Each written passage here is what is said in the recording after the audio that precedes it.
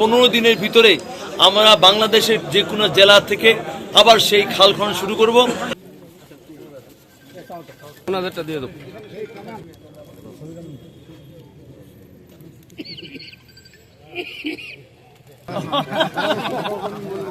সাবেক সহকর্মী তো আমাদের স্লোগান একটাই, করব কাজ, গর্ব দেশ, সবার আগে বাংলাদেশ। এই যে আমাদের স্লোগান, তার মধ্য দিয়ে আমি সেটুকু বলতে চাই যে আমি আজকে আমাদের মাননীয় প্রধানমন্ত্রী আমাকে যে দায়িত্ব দিয়েছেন, সেই দায়িত্ব আমি আমার নিষ্ঠা দিয়ে, সততা দিয়ে এবং দুর্নীতির গলা চিপে ধরে আগামী দিনে আমরা সেইভাবে দেশকে করতে চাই, যেটা আমাদের সংসদীয় প্রথম সভার মধ্যেই আমাদের মাননীয় প্রধানমন্ত্রী বলে দিয়েছেন যে আমরা এমপিরা কোনো শুল্কমুক্ত গাড়ি নিব না, আমরা কোনো প্লট নিব না। এর মধ্য দিয়ে একটা মেসেজ ইতিমধ্যেই আমাদের সারা দেশে, শুধু আমাদের দলীয় নেতাকর্মী নয়, সাধারণ জনগণের মধ্যে ইতিমধ্যে এটা দৃশ্যমান হয়েছেন। আমাদের মাননীয় প্রধানমন্ত্রী উনি আজকে ঢাকা শহরে চলাচল করেন, উনি কিন্তু কোনো সরকারি গাড়ি ব্যবহার করেন না, উনি নিজ খরচে নিজের গাড়ি জ্বালানি দিয়ে ব্যবহার করছেন। এবং সেটাকে অনুসরণ করে আজকেও আমি এই যে সৈয়দপুর থেকে আমি আমার পঞ্চগড়ে আসলাম, সেখানেও কিন্তু আমি কোনো সরকারি গাড়ি বা আমার মন্ত্রণালয়ে কোনো গাড়ি ব্যবহার না করে আমি আমার নিজ গাড়ি ব্যবহার করে কিন্তু আমি এখানে আজকে এই পঞ্চগড় শহরে আসছি। এবং আমি যে কদিন থাকবো আমি আমার নিজ খরচে নিজ গাড়ি ব্যবহার করে আমি সেখানে চলাচল করব বা কর্মকাণ্ড করব। অর্থাৎ আমরা একটাই স্লোগান, সেটা হচ্ছে এটাই, আমরা আজকে এই যে নির্বাচনে যারা আমাদেরকে ভোট দিয়েছেন, যারা ভোট দেন নাই, আমি মনে করি সবার অধিকার আছে, সবার প্রাপ্যতা আছে, সেটাকে আমরা ধারণ করে সবার জন্য যে বাংলাদেশ সেটা আমরা গড়ে তুলতে চাই। এবং দলবন্দি বিশেষে আগামী দিনে একটা আমাদের বিশেষ করে বাসযোগ্য, সে বাসযোগ্য এমন হবে যার মধ্য দিয়ে আমরা পৃথিবীকে আঙ্গুল দিয়ে দেখাতে চাই যে আমরা বাংলাদেশিরা ইনশাল্লাহ সমান সুযোগ পেলে আমরা এগিয়ে যেতে পারি এবং পৃথিবীর মানচিত্রে আমরা মাথা উঁচু করে দাঁড়াতে পারি ইনশাল্লাহ।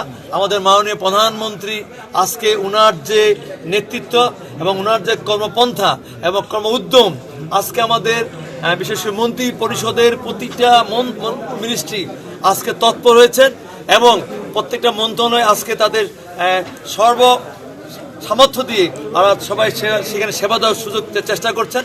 আমি আশা করব অল্প কিছুদিনের ভিতরে আরও দৃশ্যমান হবেন এবং দৃশ্যমানের মধ্য দিয়ে আমরা প্রমাণ করতে পারবো যে আসলে তারেক রহমান যে বলেছে আই হ্যাভ এ প্ল্যান, সেই প্ল্যানের প্রত্যেকটা অক্ষরে অক্ষরে আমরা সেখানে আমাদের দেশবাসীকে আঙ্গুল তুলে আমরা প্রমাণ করে ছাড়বো। আমি আশা করব এখানে সাংবাদিক ভাইরা সহ সমস্ত ভোটাররা, সমস্ত জনগণরা আমাদের সঙ্গে থাকবেন। প্ল্যান হচ্ছে এটাই, আমাদের বাংলাদেশের যে নদীগুলো আজকে বিশেষ করে খাল খনন দরকার, যে নদীগুলো জলাশয়গুলো আজকে অনেকে দখলদারিতে চলে গেছেন, সেইগুলোকে মুক্ত করা এবং আমাদের শহীদ প্রেসিডেন্ট জিয়াউর রহমান 1977 সাল থেকে 81 সাল পর্যন্ত উনি প্রায় 2000 বেশি মাইল, এই যে বিশেষ করে উনি যে আমাদের সেই সময় আমাদের খাল খনন করেছিলেন, সেই খাল খনন কর্মসূচিটাকে আমরা সামনে নিয়ে আসবো এবং সেটা হয়তো আগামী 15 দিনের ভিতরে আমরা বাংলাদেশের যে কোনো জেলা থেকে আবার সেই খাল খনন শুরু করব। এবং সেখানে শুধু আমাদের প্রশাসন নয়, সে সাধারণ মানুষ যে সম্পৃক্ত হয়, আরও কিছু মন্ত্রণালয় সম্পৃক্ত হয়, সেই সম্পৃক্ত করেই আমরা সেইগুলো বাস্তবায়ন করে আমরা শুধু খাল খনন নয়, আমাদের এই মন্ত্রণালয়ের মধ্যে দিয়ে আমাদের কিন্তু বৃক্ষরোপণটাও আছে, সেই বৃক্ষরোপণ করেও কিন্তু আমাদের বিশেষ করে আমাদের আবহাওয়া পরিবেশ যেন আমাদের অনুকূল থাকে, সেই জন্য আমরা পদক্ষেপ নিয়েছি, ইতিমধ্যে সিদ্ধান্ত নিয়েছি। আশা করি আগামী 15 দিনের ভিতরে সেগুলো বাস্তবায়ন শুরু হবে। ধন্যবাদ।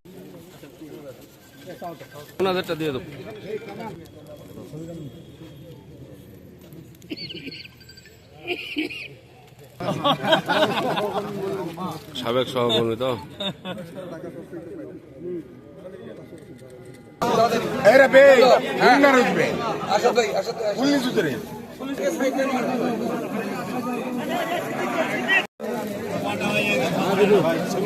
বলে ধরো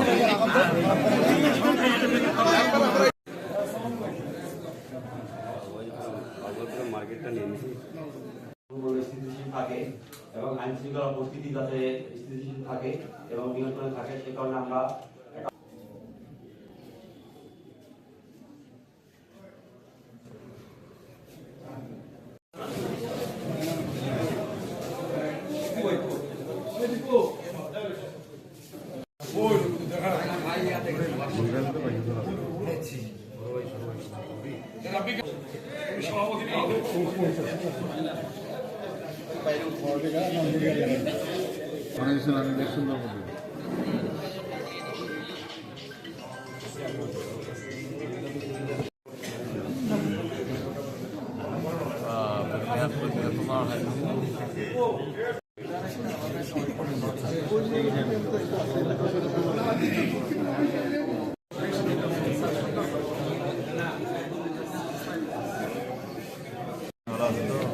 ওই যে না নিলে সমস্যা আছে।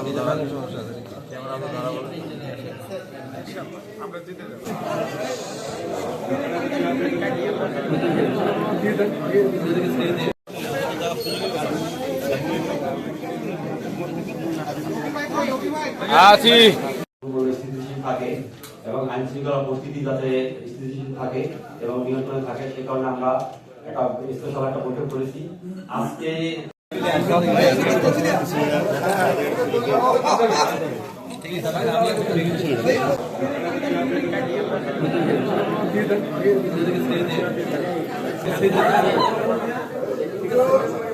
ওকে, ঠিক আছে। ঠিক আছে।